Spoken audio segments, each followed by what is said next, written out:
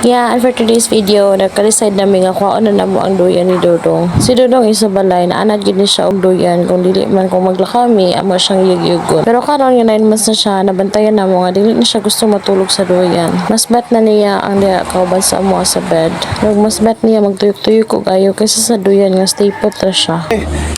Ang bata namin, oh. Vlogger rin ito paglaki ng batang to eh.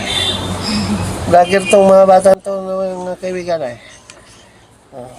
Kay ga-action na sa dugma or gipakita sa iyang papa sa camera kay ganahan ka na siyang camera pictures basta mo ay ana ganahan ka na sila dali ra gyud kaayo modako ang bata ay kana mayon sila nga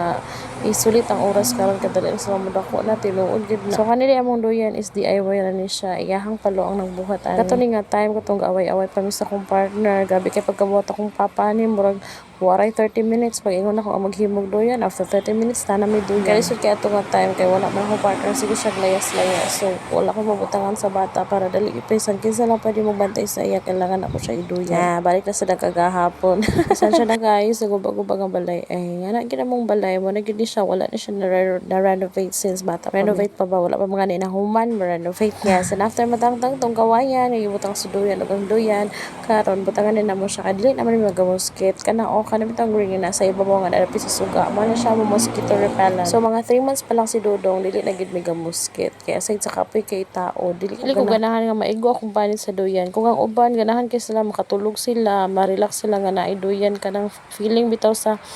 muskit nga nasa ilang tail ako dili ko ganahan giluhan ko so ang bawal sa akong partner yan na lang nang himuon nga tigsalo diha sa abog sa ibabaw kay kanang mo mosquito repellent makapatay gyud na siya lamo so kung mapatay mahulog siya dito sa mong bed ang gahimo sa kong anak yang panghuaon usahay yang kanon yang say magbantay mi saya sa bed kay makatagpilaw mi so may kabantay yan tinganing gipangaw ng uban lamok so yan na lang among gibuhat among gibali instead nga para mahulog tong para tabon sa muskit amo na siyang gipataas para tig-catch lang siya abog diha wala na lang sa damo gikat kay sayang man sad good so amo na lang siyang giana o gipa baliktad